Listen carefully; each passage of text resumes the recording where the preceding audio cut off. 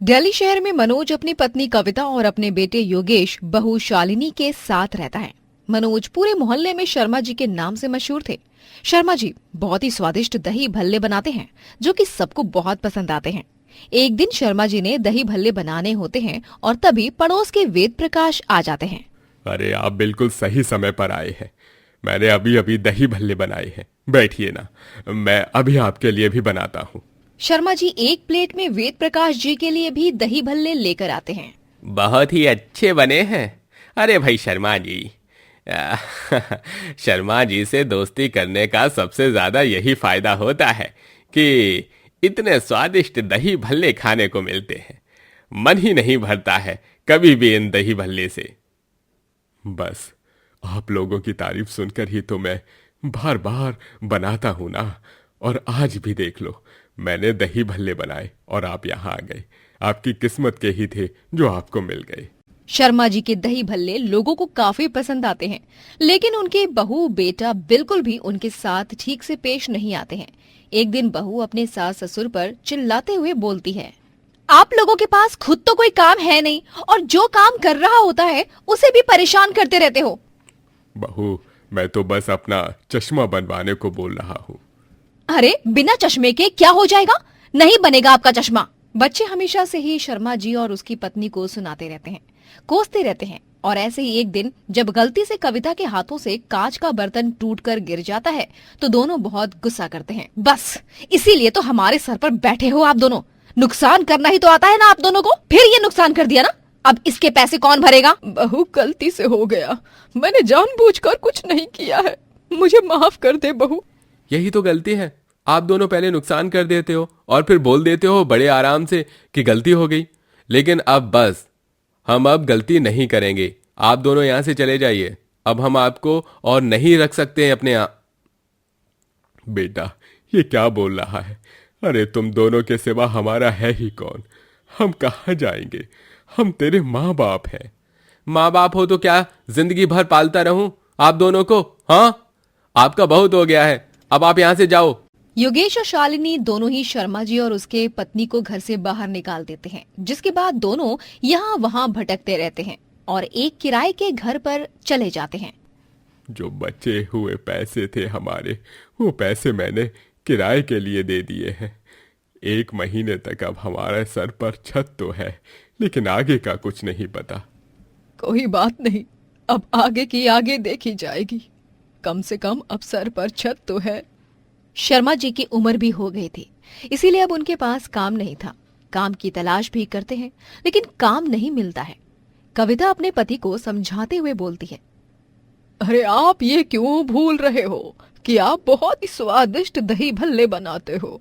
आपको वही बेचना चाहिए ना। इस उम्र में अब कोई काम तो मिलने से रहा, लेकिन जब आपके हाथ में ही कला है, अरे तो आपको काम की जरूरत क्या है? हाँ, तुम सही कह रही हो। मैं अब दही भल्ले ही बेचूंगा। शर्मा जी और कविता दोनों अब मिलकर दही भल्ले बेचने लग जाते हैं। लोगों को उनके दही भल्ले काफी अच्छे लगते हैं। कम दिनों में काफी नाम हो जाता है। दोनों पैसे जोड़कर एक बड़ा सा ढाबा खोल लेते हैं। देखा, लोगों को कितने पसंद आ रहे हैं आपके दही भल्ले। अब हमारे पास अपना ढाबा है। भगवान की बस ऐसे ही कृपा बनी रहे हमारे ऊपर। दोनों अब अपना ढाबा चला रहे होते हैं। बेटे बहू को जब ये सब पता चलता है, माँ और पिताजी लाखों कमा रहे हैं। अरे इसका तो हमें फायदा उठाना चाहिए। हमें अभी उनके पास जाना चाहिए और माफी मांगनी चाहिए। हाँ, ताकि वो हमें माफ कर दें और उनके पैसों पर हम राज करें। शालिनी और योगेश का लालच जाग जाता है और वो घर में पहुंच जाते हैं। माँ पिताजी, हमें माफ कर दीजिए। हमसे बहुत बड़ी गलती हो गई। हमने घर से भगवान को ही निकाल दिया था। आप हमें माफ कर दीजिए। हाँ पापा जी, माँ जी, हमसे बहुत बड़ी गलती हो गई थी, हमें माफ कर दीजिए। अब माफी मांगने का कोई फायदा नहीं है। जब हम तुम्हारे पास थे तो हमारी कदर नहीं थी। अब यहाँ क्या करने आए हो? यहाँ से चले जाओ और माफी की कोई उम्मीद मत करो। शर्मा जी और उनकी पत्नी शालिनी योगेश को घर से निकाल देते हैं और इसीलिए बेटा बहू को बहुत ज्यादा गुस्सा आता है। ये दोनों खुद को समझते क्या है? हमें अपने घर से निकाल दिया। जिस काम पर इनको घमंड हो रहा है ना, मैं वो सब बर्बाद कर दूंगा। बेटा और बहू शर्मा जी को बर्बाद करने की ठान लेते हैं। योगेश जेसीबी वाले के पास जाता है और उसे बोलता है, ये जो ढाबा दिख रहा है ये तुम्हें तोड़ना है, लेकिन ये लो पैसे, और अब कोई सवाल जवाब नहीं। अगली सुबह ही शर्मा जी और कविता को उनका ढाबा टूटा हुआ मिलता है।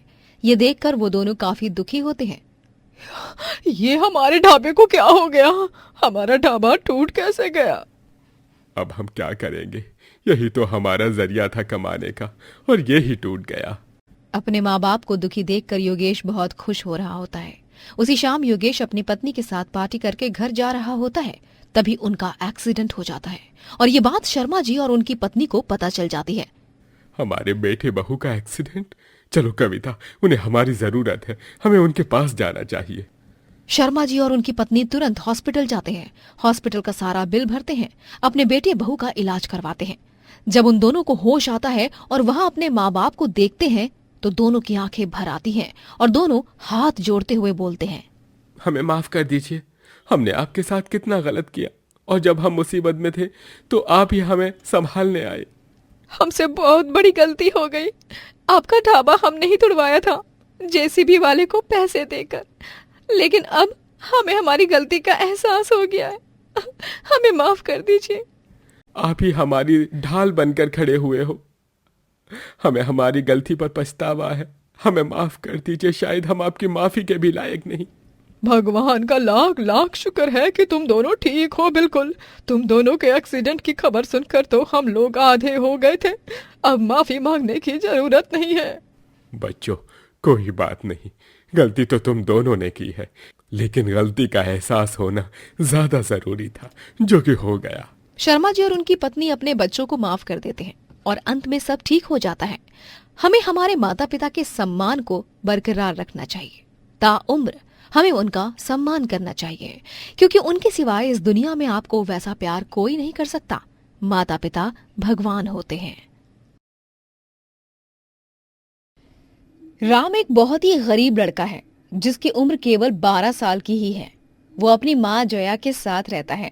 राम के पिताजी का देहांत एक कार हादसे में हो गया था, जिसके बाद राम की माँ ने ही लोगों के घरों में साफ सफाई करके अपना जीवन चलाया। जया का सपना था कि वो अपने बेटे को एक बहुत बड़ा अफसर बनाना चाहती थी और इसीलिए ही जया बहुत मेहनत करती है पैसे जुटाने के लिए। राम बेटा, तू बहुत मेहनत करके अफसर बनी हो। मैं हमेशा से चाहती हूँ कि मेरा बेटा एक बहुत बड़ा अफसर बने, समझा ना तू?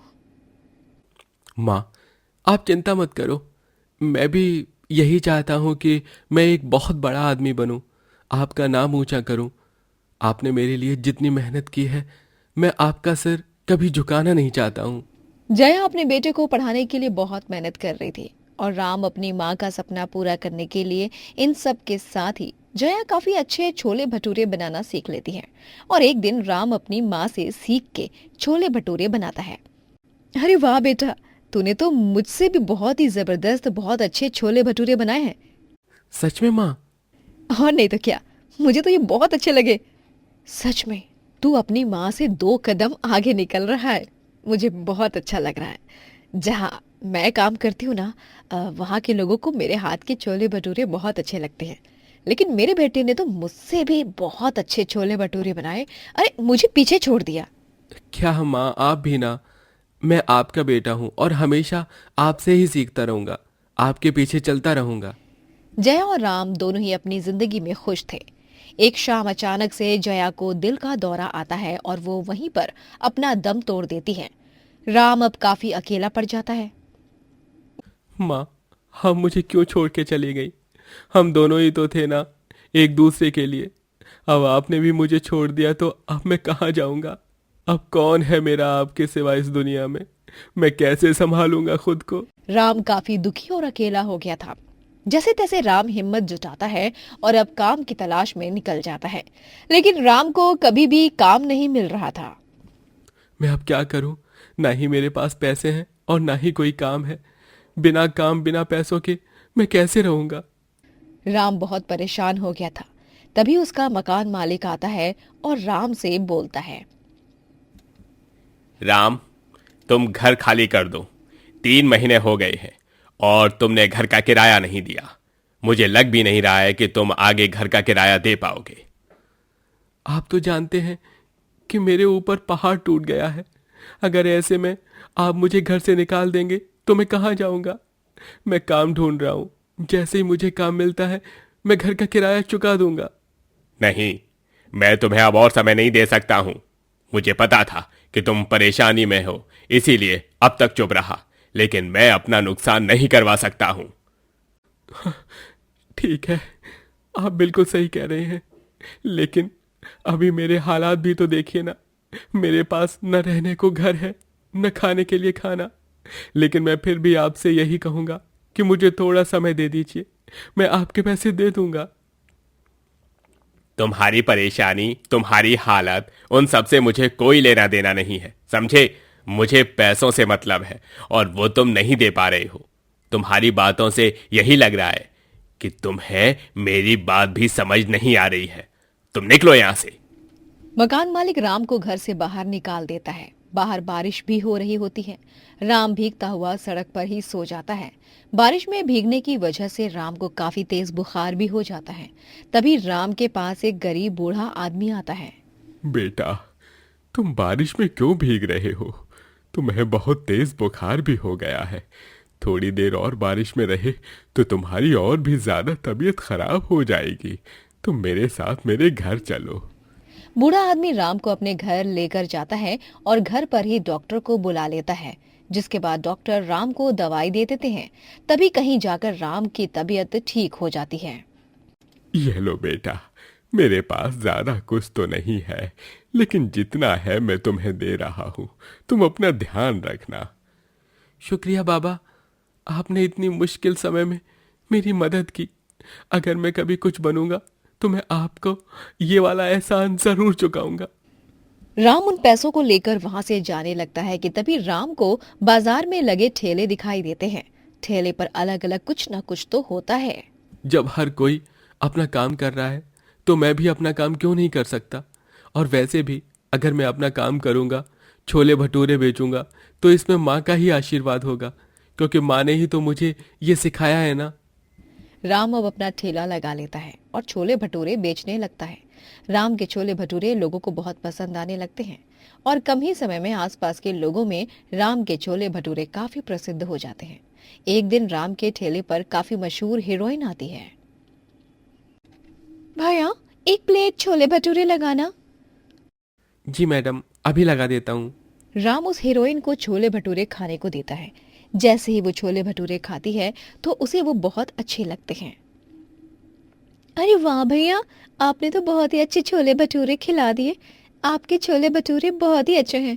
अब तक मैं बहुत जगह के छोले भटूरे खा चुकी हूँ, लेकिन जो स्वाद मुझे यहाँ मिला है ना, वो अब तक कहीं भी नहीं मिला है। सच में बहुत ही लाजवाब है। धन्यवाद मैडम जी। राम को नहीं पता था कि वो लड़की एक हीरोइन है। वहाँ लोग वीडियो फोटो लेने लगते हैं और वीडियो फोटो काफी वायरल भी हो जाती हैं, जिसके बाद राम के छोले भटूरे और भी ज्यादा मशहूर हो जाते हैं और फिर वहाँ ग्राहकों की लंबी लाइन लगने लगती है। अरे भैया, मेरे लिए भी एक प्लेट खाने को दे दो और 4 प्लेट पैक कर देना छोले भटूरे। हाँ ठीक है, लेकिन सब लाइन में आइए। ठीक है भैया, हम लाइन में आ गए, अब तो पैक कर दीजिए। बहुत दूर से आया हूँ, खास इसलिए ही कि मैं आपके छोले भटूरे खा सकूं। कल भी आया था, लेकिन कल खत्म हो गए थे, इसलिए आज सुबह से ही यहाँ खड़ा हूँ। शुक्रिया भाई साहब, आप कल भी आए और सुबह से खड़े हैं। मैं अभी पैक करता हूँ और खाने के लिए भी देता हूँ। हर रोज वहाँ लाइन लगती है। राम भी बहुत खुश हो जाता है कि उसका काम काफी अच्छा चल रहा है। राम अपनी माँ की तस्वीर की तरफ देखते हुए बोलता है, माँ, ये आपका ही आशीर्वाद है कि आज मेरा काम इतना अच्छा चल रहा है। कल तक मेरे पास कुछ नहीं था, मैं कितनी मुसीबत में था, और आज मेरे पास छोले भटूरे खाने के लिए लोगों की लंबी लाइन लगती है। लोगों को कितना पसंद आ रहा है। माँ, तुम जहाँ भी हो अपना आशीर्वाद बनाए रखना। राम के छोले भटूरे अब हर शहर में मशहूर हो जाते हैं। अब राम ठेले से अपना एक रेस्टोरेंट खोलता है। रेस्टोरेंट का नाम राम अपनी माँ के नाम पर ही रखता है, जया रेस्टोरेंट। और इसी के साथ राम अब अपने जीवन में खूब तरक्की करने लगता है और बहुत आगे एक छोटे से गांव में मोहन छंगानी नाम का एक आदमी रहता है जो कि स्वभाव से काफी गुस्से वाला था। वो अपने ढाबे में कचौड़ी बेचता है। ढाबे में बिल्कुल भी साफ सफाई नहीं रखता है, गंदगी हर जगह रहती है। एक आदमी उसके ढाबे में आता है और कचौड़ी खाकर बोलता है, अरे वाह भाई, कचौरी तो बहुत अच्छी है। हाँ तो खाओ ना, अच्छी है तो क्या अब इसकी पूजा करोगे? बड़ा ही अजीब इंसान है। मैंने इसकी तारीफ की, ये उल्टा मुझे ही सुना रहा है। मुझे सुनाई दे रहा है कि तुम क्या बोल रहे हो। नहीं खानी है तो बाहर जाने का रास्ता दिखाई दे ही रहा होगा ना, चले जाओ। इसी तरह छंगानी हर किसी से बात करता है।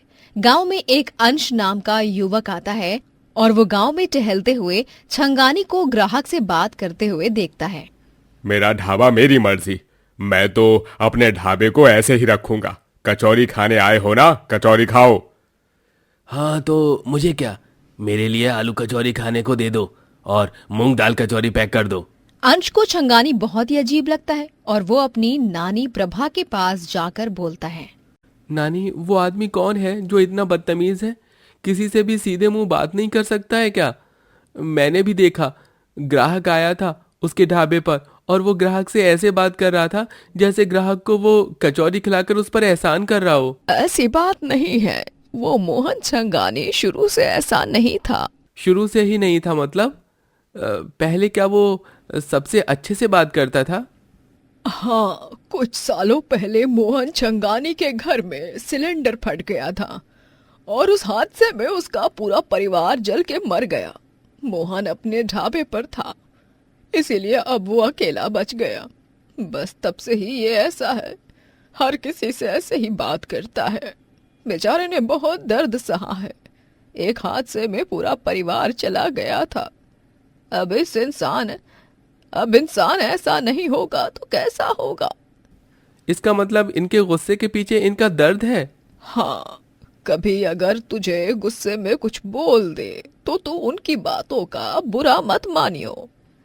अंश सब समझ जाता है कि आखिर क्यों छंगानी ऐसा है। अंश अब हर रोज छंगानी के ढाबे पर जाता है और कचौरी खाता है।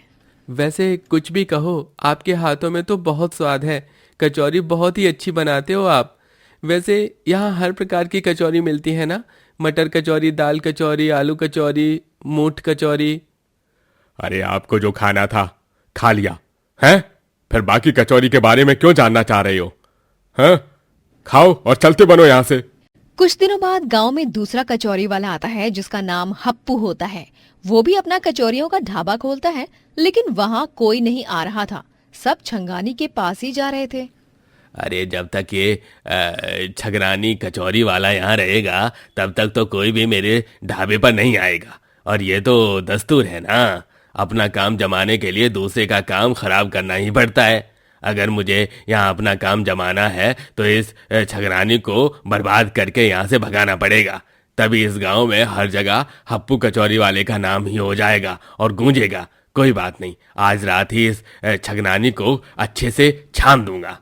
हप्पू छंगानी को बर्बाद करने के लिए रात में सबके सोने के बाद पीछे की खिड़की से छंगानी के ढाबे में घुसता है और वहाँ रखा नमक का डब्बा उठाता है। ये गया असली नमक मेरे वाले पाउडर के साथ। अब जो भी इस छगनानी की कचौरी को खाएगा वो कुछ भी खाने लायक नहीं बचेगा और गांव के लोग ही ऐसे यहाँ से मार मार कर भगा देंगे। और जब छगनानी ही नहीं रहेगा तो मेरी कचौरी तो मशहूर होने से कौन रोक पाएगा। हप्पू नमक को बदलकर हानिकारक पाउडर रख देता है। अगली सुबह छंगानी वापस अपने ढाबे पर बैठता है। तब छंगानी के ढाबे पर सबसे पहले अंश आता है। अरे छंगानी काका, जरा मेरे लिए मटर कचौरी लगा दो। मेरी नानी बता रही थी कि आपके ढाबे की सबसे प्रसिद्ध मटर कचौरी ही है, तो मैंने सोचा आज वही खा लिया जाए। छंगानी अंश को मटर कचौरी बनाकर देता है। जैसे ही अंश कचौरी खाने जाता है कि तभी अंश के हाथ से कचौरी गिर जाती है और गिरी हुई कचौरी कुत्ता खाता है। थोड़ी देर में कुत्ता मर जाता है। ये देखकर अंश और छंगानी दोनों हैरान हो जाते हैं। ये क्या, कचौरी खाने से कुत्ता मर गया? जरूर कचौरी में कुछ तो गड़बड़ है। हाँ, लेकिन मुझे कुछ नहीं पता ये क्या हुआ। दोनों को कुछ समझ नहीं आ रहा था। तभी अंश की नजर नमक पर जाती है। ये नमक कुछ अलग सा लग रहा है, ये नमक ही है ना? पता नहीं, मुझे भी अलग ही तो लगा था, लेकिन मैंने ज्यादा ध्यान नहीं दिया। अरे ये नमक नहीं बल्कि एक जानलेवा पाउडर है। इसका जिस चीज में इस्तेमाल किया जाता है वो भी जानलेवा हो जाती है।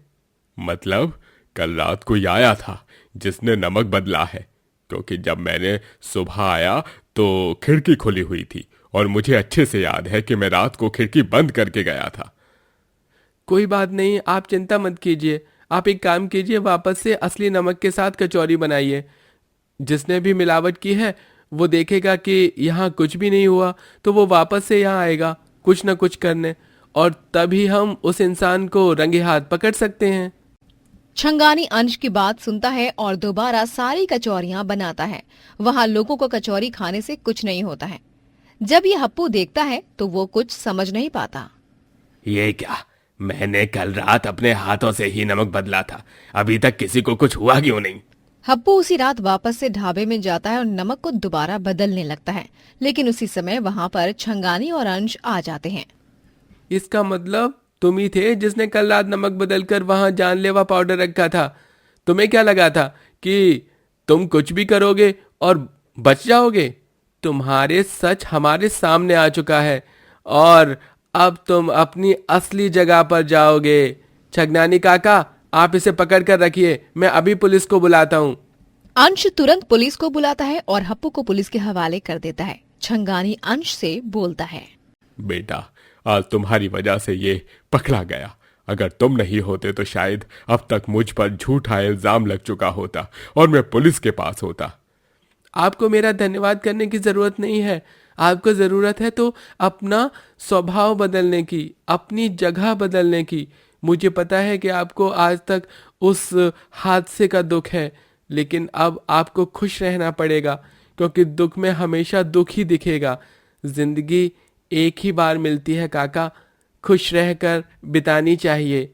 लोगों से अच्छे से बात करोगे तो आपको भी अच्छा लगेगा। हाँ, तुम ठीक बोल रहे हो। तुम मेरे बेटे की तरह ही हो। मेरे बेटे की छवि दिखती है मुझे तुम में। मैं कोशिश करूंगा। इसी के साथ छंगानी अब अपने ढाबे में साफ सफाई करता है, ढाबा साफ रखता है। अब अंश भी हर 6 महीने में नानी के घर आता है और छंगानी से मिलकर बातें करके जाता है। अंत में छंगानी का स्वभाव सबके साथ अच्छा हो ही जाता है। सुमित्रा काफी गरीब औरत होती है, जिसके 2 बच्चे हैं, एक 10 साल का बेटा चंदू और एक 12 साल की बेटी आंचल। सुमित्रा काफी अच्छे राजमा चावल बनाती है। एक दिन सुमित्रा के 2 बच्चे घर में ही खेल रहे थे। अरे बच्चों, कितनी बार कहा है कि बाहर जाकर खेला करो। हाँ, और मैं कब से तुम दोनों को बुला रही हूँ खाना खाने के लिए। खाना नहीं खाना क्या? नहीं माँ, भूख नहीं है। ठीक है, मत खा। मैंने तो राजमा चावल बनाया है।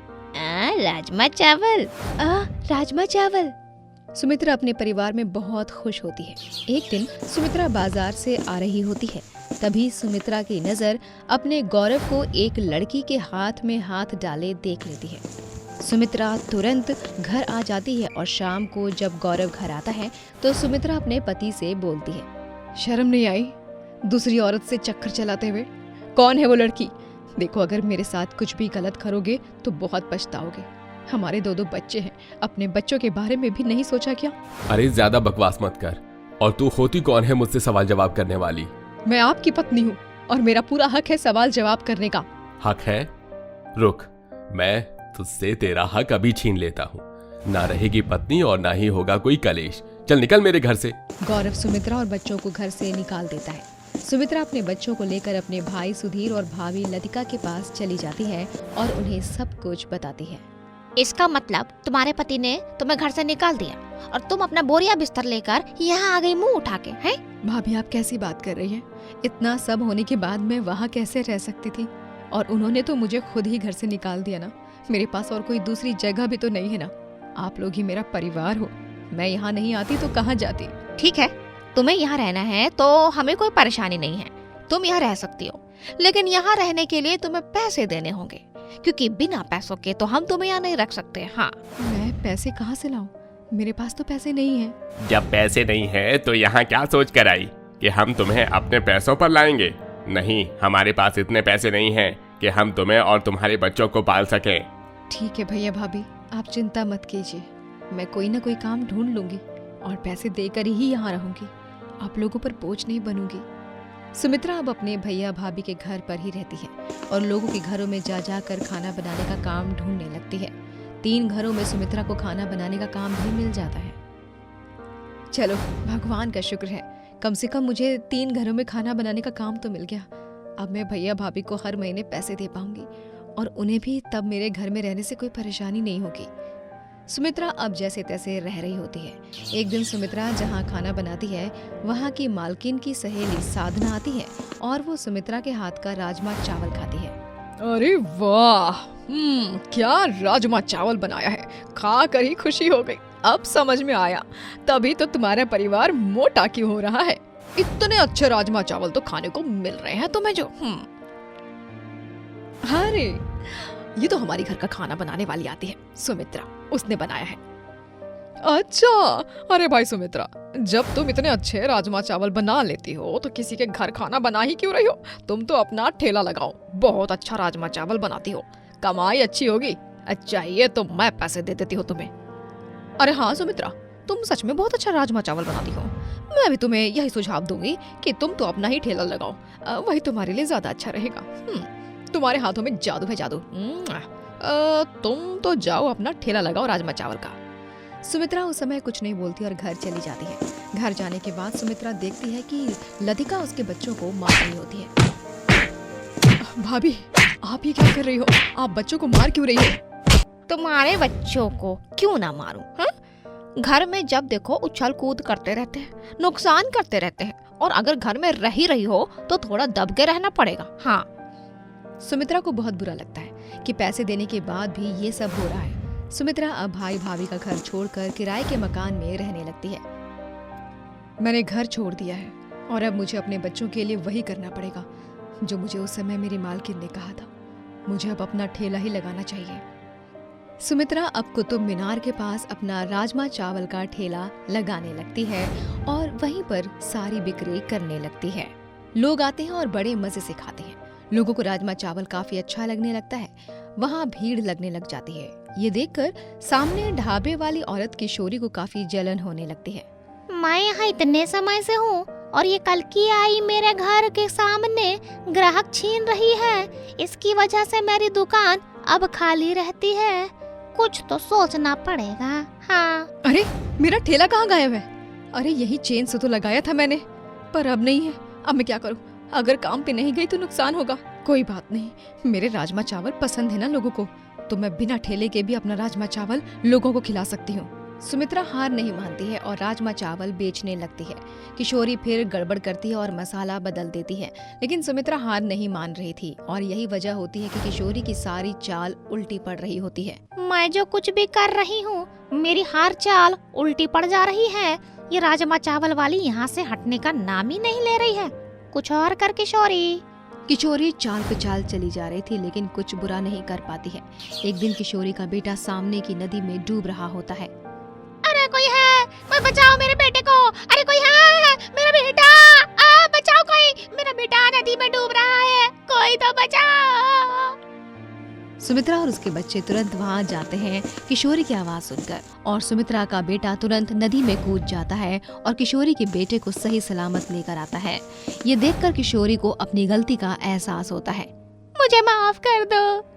लेकिन तुम माफी किस बात की मांग रही हो? तुम चिंता मत करो, अब तुम्हारा बेटा बिल्कुल ठीक है। मेरे बेटे की जान तुम्हारे बेटे ने ही बचाई है, उसके लिए मैं दिल से शुक्रिया करती हूँ। लेकिन तुम्हारे साथ अब तक जो भी गलत हो रहा था वो मैंने ही किया था। मसाले का बदलना, ठेले का गायब होना, वो सब मेरा ही किया हुआ था। क्या ये सब तुमने किया? लेकिन क्यों? मैं तुमसे जलने लगी थी और ये सब मेरी जलन की वजह से ही मैंने किया है। लेकिन मुझे मेरी गलती का एहसास हो गया है, मुझे माफ कर दो। कोई बात नहीं है, अब तुम्हें अपनी गलती का एहसास हो गया है तो अपनी गलती भी भूल जाओ।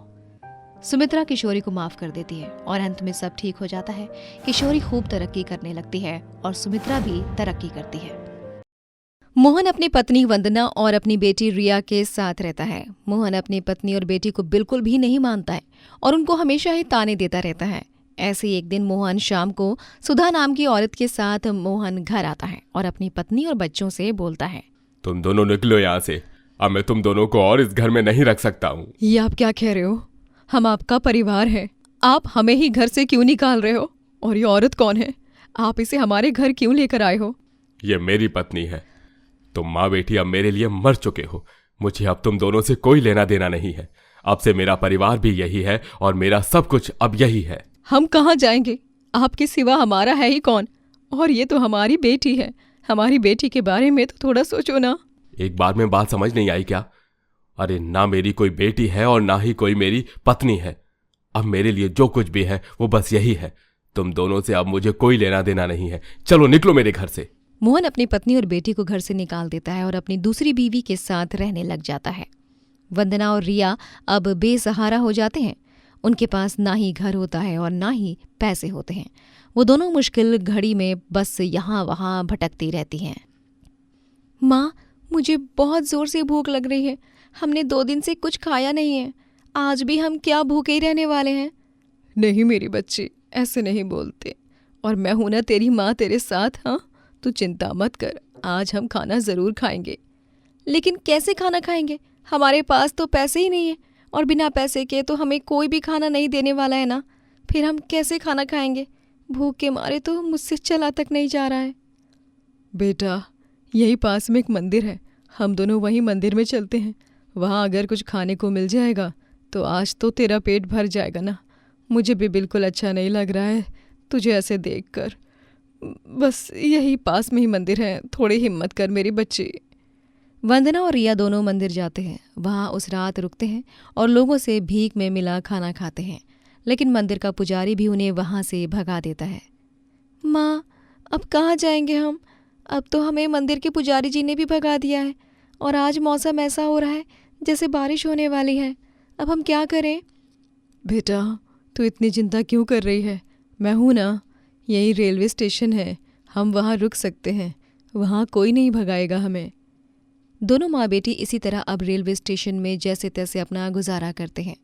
ऐसे ही कई दिन निकल जाते हैं और इनकी परेशानियां भी ऐसे ही चलती रहती हैं। कुछ दिनों बाद जब वो दोनों माँ बेटी रेलवे स्टेशन पर ही बैठी होती हैं, तभी वहाँ शारदा नाम की एक औरत आती है और उनसे बोलती है, अरे, मैं तुम दोनों माँ बेटी को काफ़ी समय से देख रही हूँ। तुम क्या यहीं रहती हो? हाँ, हम तो गरीब हैं, हमारे पास ना कोई काम है और ना ही ठिकाना। तभी मैं तुम्हारे पास आई हूँ। मेरे पास एक काम है, अगर करोगी तो बताओ। मैडम जी, ये तो आप इतनी बात बोल दी, भला मुझे क्यों ही एतराज़ होगा आपकी बात से। मेरे पास अभी कोई काम नहीं है और आप तो जैसे हम गरीब पर एहसान कर रही हो। मुझे बताइए क्या काम है, मैं सब काम करने को तैयार हूँ। शारदा वंदना को काम दिलवा देती है। वंदना भी खूब दिल लगाकर वहाँ काम करती है। धीरे धीरे 1 महीना हो जाता है और जब वंदना शारदा से पैसे लेने जाती है तो उसे शारदा कहीं नहीं मिलती। आसपास हर जगह देखती है लेकिन कहीं भी शारदा उसे नहीं मिलती है। वंदना रोते हुए अपनी बेटी के पास जाती है और उसे बोलती है, उस औरत ने हमें धोखा दे दिया।